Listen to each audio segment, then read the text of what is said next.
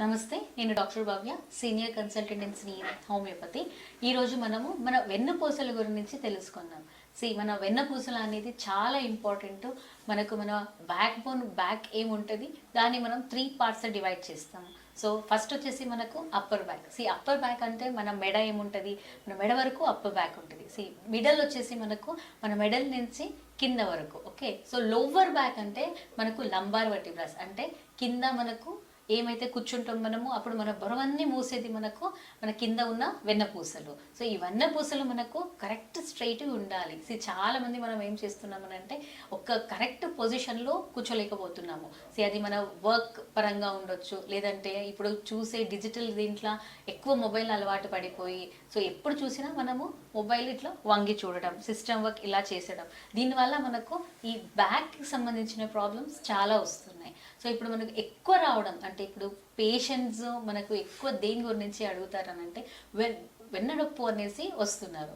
So ఇప్పుడు మనకు పై భాగంలో అంటే అప్పర్ బ్యాక్ రిలేటెడ్ అంటే మనకు సర్వైకల్ స్పాండిలోసిస్. ఎక్కువ మనకు నరాల కంప్రెస్ అయ్యి మనకు మెడ నొప్పి. సో ఇక్కడ పైన ఈ మెడల్ నుంచి స్టార్ట్ అవుతుంది, తర్వాత షోల్డర్, నెక్, నెక్స్ట్ మొత్తం చేయి లాగుతుంది అని అంటారు. సో ఇది మనకు ఎక్కడ కనిపిస్తుంది, ఎవరిలో కనిపిస్తుంది ఎక్కువ అంటే ఎక్కువ సిస్టమ్ వర్క్ చేసే వాళ్ళలో, సో ఎక్కువ ఎవరైతే వంట చేస్తూ ఉంటారో వాళ్ళలో. సో ఫీమేల్స్ మేల్స్ డిఫరెన్స్ లేక ఇద్దరిలో కరెక్ట్గా సమానంగా ఎక్కువ ప్రాబ్లమ్స్ అనేది కనిపిస్తుంది. సో నెక్స్ట్ ఇది ఎందుకు వస్తుంది మనకు సర్వైకల్ స్పాండిలోసిస్. ఈ సర్వైకల్ స్పాండిలోసిస్లో మనకి ఏమవుతుంది అంటే మన వెన్నపూస మధ్య నుంచి వచ్చే నరం ఏమైతే ఉంటుంది అది ఒత్తిడికి గురి అవుతుంది, అంటే ఒత్తిడిలో కంప్రెస్ అయిపోతుంది. కంప్రెస్ అయినప్పుడు మనకు రక్త ప్రసరణ కరెక్ట్గా లేక ఫస్ట్ నొప్పి అనేది ఉంటుంది.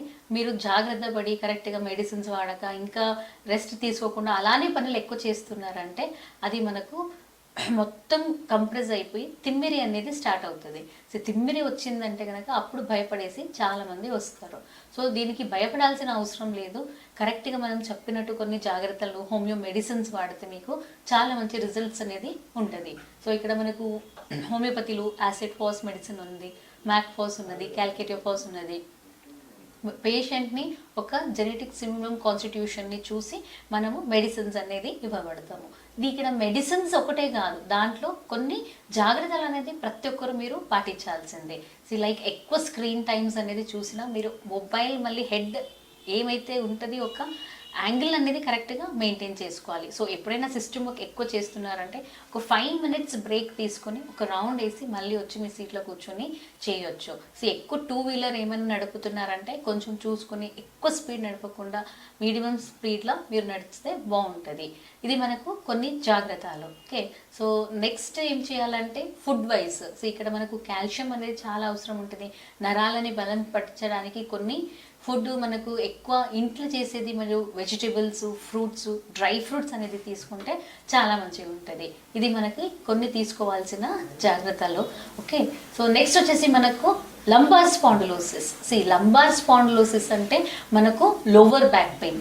చాలామంది ఫీమేల్స్లో అయితే సిజరియన్ చేసుకునే వాళ్ళు, ఇలాంటి వాళ్ళు చాలామంది ఎక్కువ వర్కింగ్ వాళ్ళు ఉన్న వాళ్ళు, వీళ్ళందరూ మనము కూర్చుంటే చాలు మనకు చాలా నొప్పి అవుతుంది అని అంటారు. సాఫ్ట్వేర్ ఇంజనీర్స్ ఇలా లాంగ్ టర్మ్ ఎవరైతే మనకు కూర్చొని పని చేస్తారో వాళ్ళలో ఈ ప్రాబ్లము చాలా కనిపిస్తుంది. సో ఇక్కడ మనకు మేల్స్ ఫీమేల్స్ తేడా లేక ఇద్దరు కూడా మనకు ఎక్కువ లంబార్ స్పాండిలోసిస్ కూడా కనిపిస్తూ ఉంటుంది. సో లంబార్ స్పాండిలోసిస్తో పాటు ఒక్కొక్కరికి సయాటికా ఉంటుంది, దిల్ గెట్ కన్ఫ్యూజ్డ్. సో అది మీరు డాక్టర్ని వెళ్ళి వీక్షిస్తే వాళ్ళు ఏముంది ఎట్లా ఉంది సిమ్టమ్స్ని బట్టి మెడిసిన్స్ అనేది ఇవ్వబడతారు.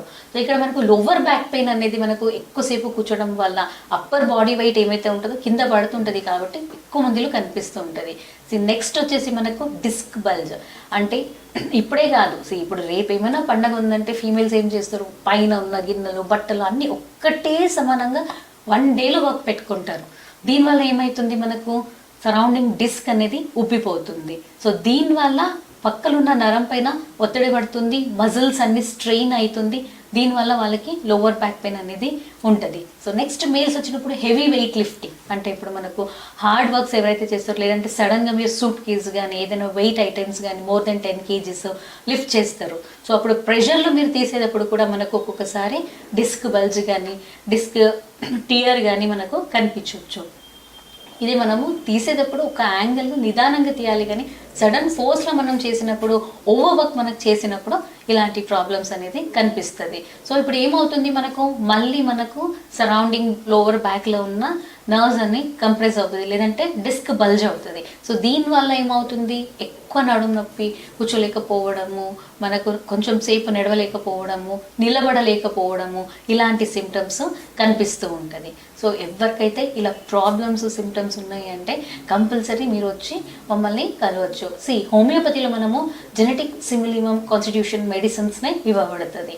సో ఇక్కడ మనకు పేషెంట్ సిమ్టమ్స్ ఎన్ని రోజుల నుంచి ఉంది, కాజ్, ఇవన్నీ చూసుకుని మెడిసిన్స్ని ఇస్తాము. మనకి ఇక్కడ హైపరికము, రస్టాక్స్, వ్యాక్ఫాస్, నెఫైలము, ఇలా చాలా మంచి మెడిసిన్స్ ఉన్నాయి.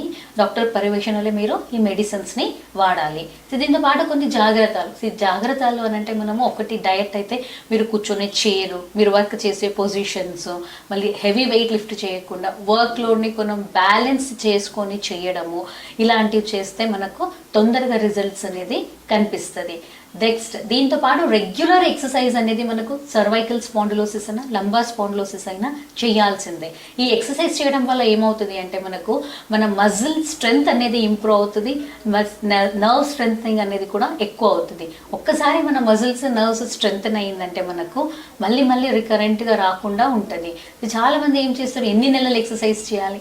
ఎక్సర్సైజ్ అనేది మనకు ప్రతి ఒక్కరు ప్రతిరోజు రెగ్యులర్గా చేయాల్సిందే మన బాడీ ఫిట్నెస్కి. సో మెడిసిన్స్తో పాటు కొన్ని రెగ్యులర్గా మీరు ఎక్సర్సైజ్ చేశారంటే ఖచ్చితంగా మీరు సర్వైకల్ స్పాండిలోసిస్, లంబార్ స్పాండిలోసిస్ నుంచి ముక్తి పొందవచ్చు. ఎవరికైనా ఏమైనా ప్రాబ్లం ఉంటే డాక్టర్ పర్యవేక్షణలోనే మీరు మెడిసిన్స్ వాడండి. Thank you.